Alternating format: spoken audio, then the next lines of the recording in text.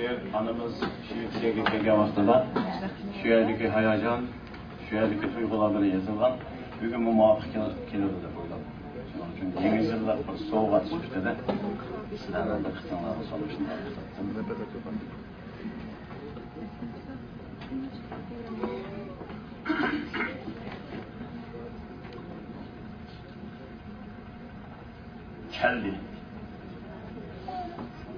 Keldi. Nemi geldi? Kim geldi? Telefonda avaz geldi. Anımız kilovatıdı.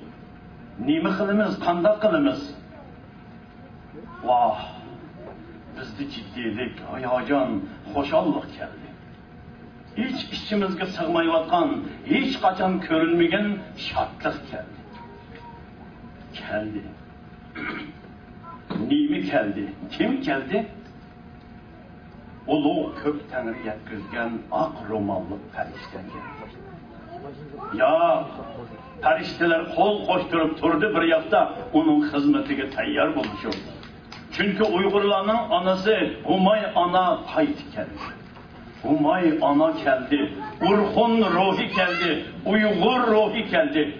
Çünkü o kök Tanrı'nın soğuğusu idi. O köktün düştü, zimindin ündü. Tarım onun köksüde kaldı. Tanrı ta onun dolusuda. Onun tomuru da Uygur, her bir tınığı da Uygur, her bir kadimi de Uygur. Hatta yürükünün her bir sokuşu da fakatlı bir söz fakatla Uygur. Geldi.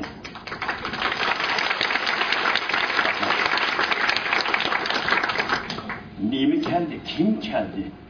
Telefonda avaz geldi. Biz soraydı. Anımız keliydiken, bu rast mı?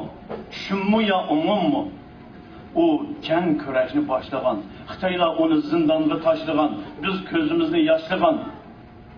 O dozaqda yatqan, çok içinden paxtı çıqandı. 6 yıl. 6 yıl degen 72 ay. 72 ay degen 2160 gün. Bu degen 51.840 saat. Rabia ana, dertlerini sözleştim burun, beni bir saat öğrü turguzup koygun. Sen tattan azapның neçe mingden birini bolsa mı? Ketip görey. Geldi. O geldi.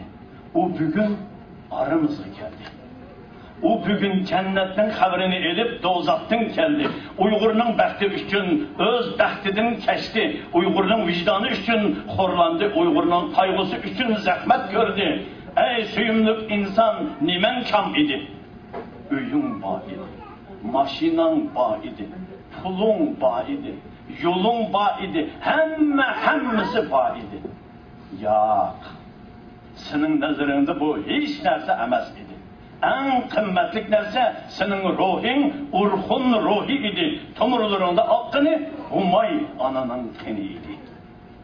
Ey suyumluk insan, Xitay zindanlara da yattın ama tömür bulup kattın. Ya altın bulup kattın. Ya almas bulup kattın. Bir kigen Tayland'dan sen Uygur'un vicdanı, sen Uygur'un numusu, sen Uygur'un ülgüsü, sen Uygur'un yürüki, sen Uygur'un tınıkı, sen Uygur'un belgisi, sen Uygur'un suyumluk, en hürmetlik anısı. Kut bulsun, merhaba, hürmet takdiri bir Rabia ana.